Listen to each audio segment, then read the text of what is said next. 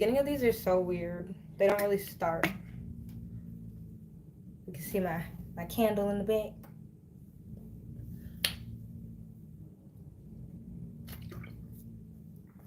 I got a new water bottle for my job. Mm, mm, mm, mm.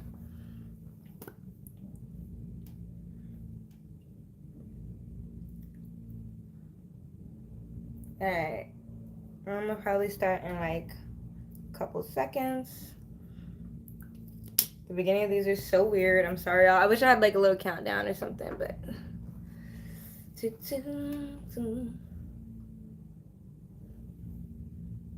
I got my blanket because we're gonna have a talk. We're gonna have a talk. All right.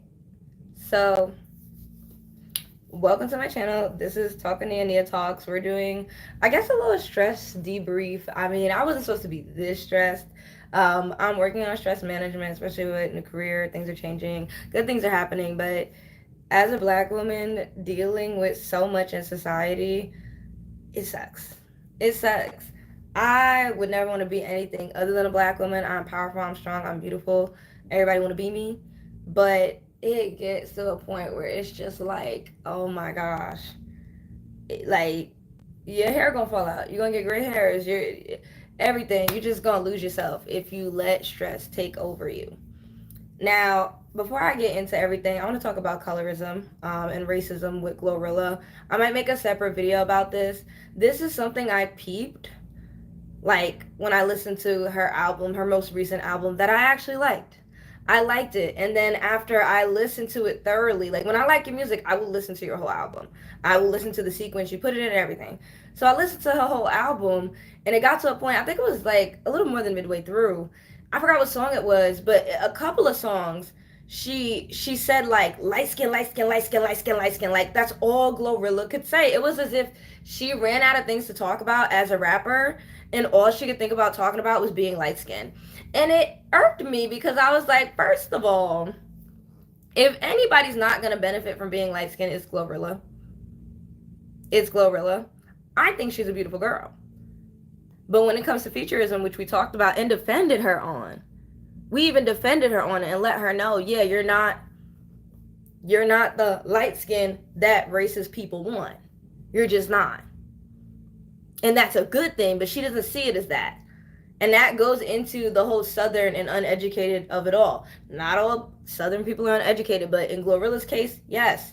You have to remember where someone comes from and if they ever learned anything or wanted to, when everything they focused on was music, money, and music. But I think she's talented. I think she's gifted when it comes to the music part. But it irks me when she loses her lyrics. She starts to revert to just talking about plain old racism, colorism, and being ignorant. And that stuff stresses me out. Like, I'll be honest with you, that is a stressor on me. That is something I have to figure out, how to not let people's arrogance for money stress me out. How to not let people's colorism from just coming from, even Giselle and Ashley Darby, they're coming from a place of being uneducated, not smart, and not feeling pretty as a person who is mixed. Right? These women are mixed and they still feel ugly, which is unfortunate, but that's the truth. We have to call it how we see it. They are not ugly, but they feel ugly. Therefore, they're going to attack others and put their lightness above. It's irritating. It's so irritating. And how I came about this, because we're talking about stress, I make YouTube content. I talk about colorism. I talk about baby mom stuff. I talk about everything in the Black culture, right? So I wanted to look up Lil Baby because I heard Lil Baby was like in a whole thing, like a little police thing. Like, he might be, under jail, but we'll just say alleged. So I wanted to look it up. And I go look up Lil Baby. I never listened to him. Don't pay attention to him. All I know is that one. Who's that? Who's that one? Oh, Aisha Howard, the girl. I've been covering her story because it's very interesting. She has babies with really, I guess, abusive men. That's what I'm gonna say, for the sake of money. And well, go watch those videos. I can't really go too much into it. So I looked into it, and next thing you know, all that pops up is Redbone, Redbone. I see Redbone everywhere, and I'm like, okay, Childish Gambino already did this music, so what are you doing here? I didn't click on the video per se. You're getting blocked. I'm still doing a live. Don't worry, y'all. Just gotta block some people. I'm so sorry.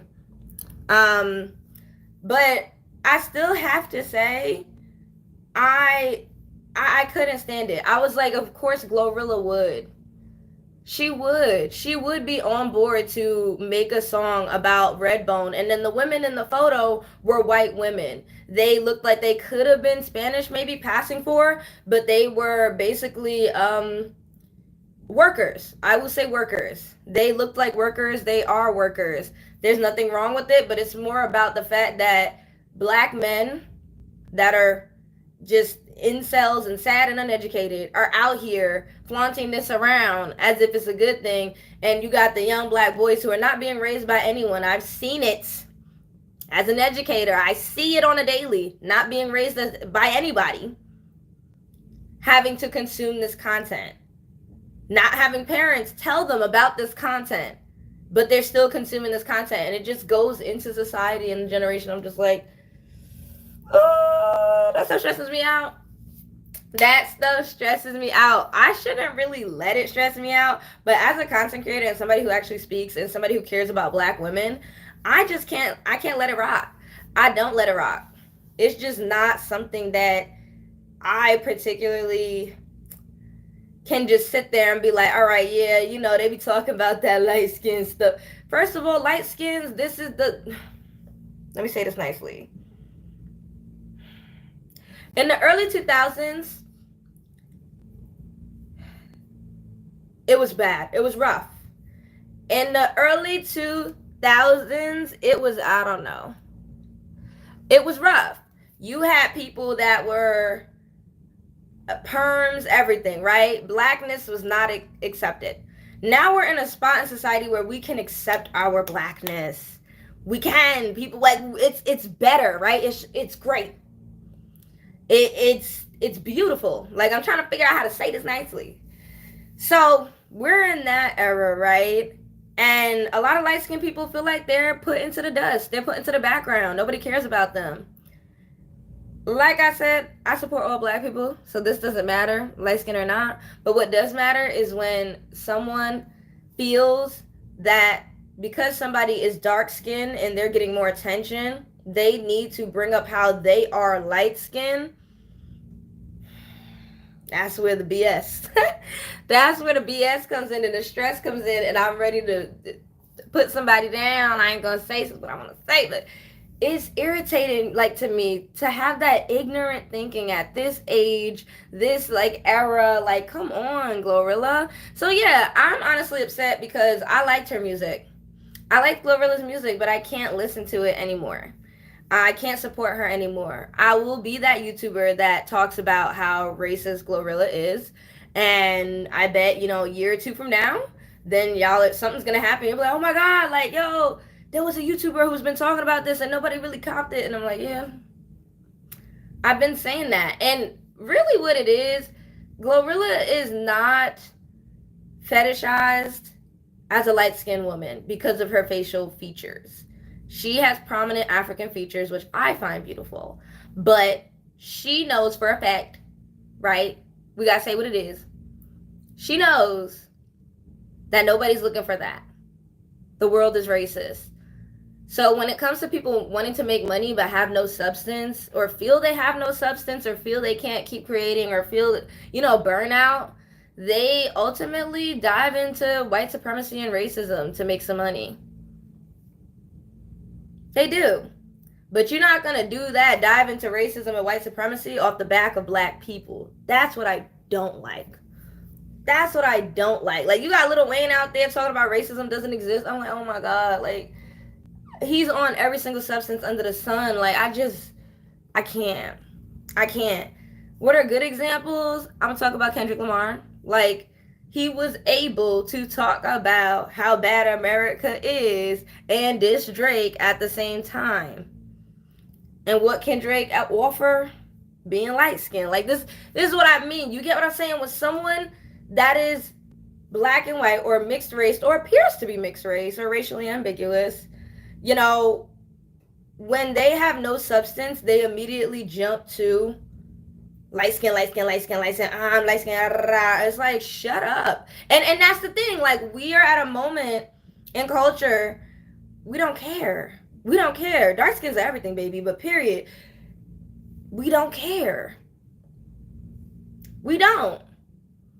We do not care. And that's a problem because now you have a group of people, let's call the light skinned people, who feel like they are not put on a pedestal anymore. People are being smarter, people are being cultured. So they want to spew out hatred content, and that's it. They want white supremacy back, basically. You know what I mean? Sorry, y'all. Y'all get hidden. I can't help it, but I gotta hide you. So I went live because I just needed to. We needed to get that out there, and also I haven't been on here, but I am gonna make more videos tonight. Specifically about Glorilla. I really want to talk about it again. I don't care how many videos I have to make about this. It's weird, it's strange, and it's scary, and we gotta talk about it. Next on, since I talked about something that stressed me out, and once again, this is what I mean. I have to view content in order to make content on YouTube. I stumbled upon this, the whole Redbone thing. I didn't even watch the video. I just saw the first clip and I was like, I want to throw up. I saw the thumbnail and I wanted to throw up. Like, consuming this content is dangerous and scary. Like, it's kind of like photography, or like, you know, like the photographers that take pictures during the war. Like, you see terrible things, but you have to take the picture and keep going. You have to put out the content. It doesn't matter. Like, you got to separate yourself a bit, but you do have to have an eye and a visualization for what's going on so you can explain it to people. But it hurts. It hurts so bad because I really liked Glorilla as an artist, and I'm just like, I can't sit here and twerk or do this and that while you over here light skin, light skin, light skin. Like, whenever you forget something or you have nothing else to say, like, I am a black dark skinned girl. I'm not going to sit here listening to your music, bop to your music, talking about light skinned chicks on a pedestal. And also on top of that, we're not gonna get into that. We're just not. We're not. And I know she's not confident. We know Glorilla is not confident, and we know why. But that's her fault at this point. Her fault. Moving on. Stress. So, as a black woman, I definitely get stressed. I understand it. We, on top of like having to live life and deal with its challenges, we have this thing that we have to deal with called racism, as I just was talking about. So that was number one. Dealing with that, navigating, weaving through, ignoring who we got to ignore, talking to, confronting to whoever we have to confront. But it gets to a point where it's tiring. It gets really tiring, and I definitely understand it from any perspective. Like, if you have to keep dealing with the same thing over and over and people complaining about it, but then like not making a change, which is weird. I don't really like that, but it is what it is. Another thing I want to talk about is time. Time is something that we just can't get back. It's something that we can't get back. And I'm like such a person that is like, I regret. Instead of just saying, okay, this happened in the past, I got to move forward, at least I'm okay. And that's something I had to start realizing. Another thing that I have to stop doing is thinking too far into the future. I think so far into the future that it is to my detriment. It really is. I think too deep into things. That's the thing too. Like, even with the Glorilla thing, like, I should have just said, yeah, she's racist, cut it at that. But I had to explain it because there's so many people that don't understand or don't catch, like, the subliminals or just the words that someone is saying to put you down as a black person, but then want you as a black person to watch or consume their content. Like, that honestly copying your swag at the same time. It's the most confusing thing ever that black people have to deal with in America. And it's annoying, but we still keep pushing on. Careers, changing careers is definitely a lot. I've been doing that. It's looking good. We're gonna thumbs up. But it's definitely a lot, and it is scary. Not having a certain idea of where I'm gonna end up, just going with the flow, which is something new for me, is pretty scary. But I'm doing that because I'm so young and I have so much life to live. I'm like, I gotta try it. I gotta do it. If I don't do it now, then what's gonna happen?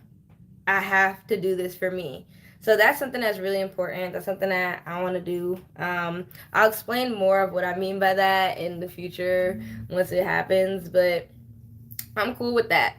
Another stressor, thinking about having kids in the future. with the way this economy is, I'm definitely not having kids in the next 4 years. I'm not. We put ourselves on such a timeline as women, which is unfortunate, but we do because of misogyny and patriarchy and how lame a lot of men are online, right? Like, it is what it is. It's the truth. But we shouldn't. As women, we should not. We shouldn't. Because it's our body and it's our choice. And if we sit out here making the wrong choices or lay up here making the wrong choices, then it's our life forever. You don't just have a kid and you could continue to be the same woman you used to be, free and doing whatever you want. That's not happening no more. And if it is, then you're a bad mother. That's what I have to say. You're a terrible mother. And these 4 years, and it's literally what, like March? Literally the other night I was crying because I saw the news about how Trump is, putting off all the student loan forgiveness payment plans, like the affordable payment plans. Man, that really hit me. It was like, wow, it's happening. Like, we're about to enter the Great Depression. And this is why I tell a lot of people right now is not the time to go to school. I believe in education. I do. I believe in knowledge. I do. I believe in a fair education for all. But right now, education is not fair, and I don't want anyone to become a teacher. Please, especially in America, please save yourself the headache. The system is crumbling so bad. It's really scary. It's really scary.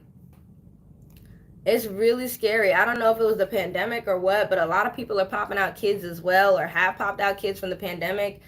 And those kids don't know what to do with themselves. They don't know how to read, write, talk.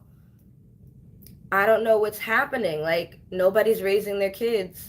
And that scares me. That stresses me out. That stresses me out. So I have to, like, not take on the weight of the world, but also be able to talk about it here on YouTube because other people are going through the same thing. Other people know about it. Other people feel it.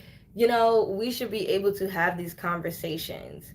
But they're hard conversations, and that's why my channel is called Nia Talk, not anybody else talk. Like, I'm talking.